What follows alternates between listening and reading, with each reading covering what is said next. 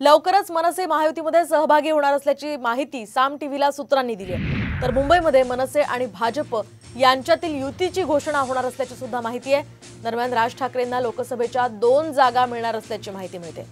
लोकसभा निवडणुकीच्या पार्श्वभूमीवर दिल्लीमध्ये अमित शहा आणि राज ठाकरेंमध्ये सकारात्मक चर्चा झाली आहे। दोन्ही नेत्यांमध्ये सुमारे अर्धा तास चर्चा झाल्याची माहिती आहे। यावेळी अमित ठाकरे आणि भाजप नेते विनोद तावडे सुद्धा उपस्थित होते। तर या बैठकीत मनसे भाजप युतीवर शिक्कामोर्तब झाल्याची सुद्धा माहिती मिळते। दरम्यान येत्या 1 ते 2 दिवसात मनसे महायुतीमध्ये सहभागी होणार असल्याची माहिती या संदर्भात सूत्रांनी दिली आहे। अमित शहा राज ठाकरे यांनी युती संदर्भात सकारात्मक चर्चा केल्याची सुद्धा सध्या माहिती मिळते। तर मनसेकडून लोकसभेसाठी 2 जागांची मागणी आहे। त्या 2 जागा भाजप मनसेला देणार असल्याचं कळतंय। त्या म्हणजे दक्षिण मुंबई, नाशिक किंवा शिर्डी यापैकी 2 जागांची मागणी मनसेने केली आहे। मनसेकडून बाळा नांदगावकर यांना उमेदवारी मिळण्याची आता दाट शक्यता आहे। तर राज ठाकरेंनी आदेश दिल्यास गडचिरोलीतून सुद्धा निवडणूक लढेन असं वक्तव्य मनसे नेते बाळा नांदगावकरांनी केलंय।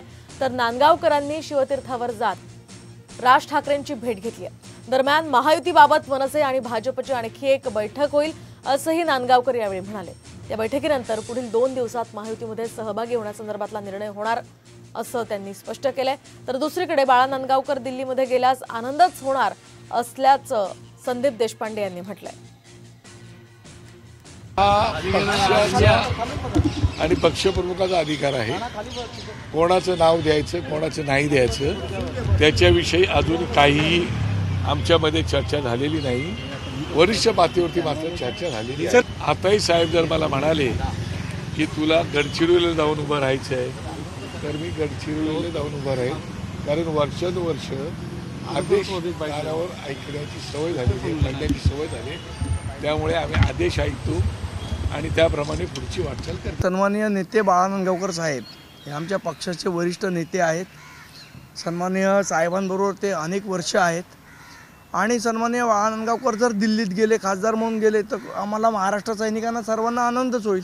त्यात काही वाईट वाटण्यासारखं गोष्ट नाही आहे।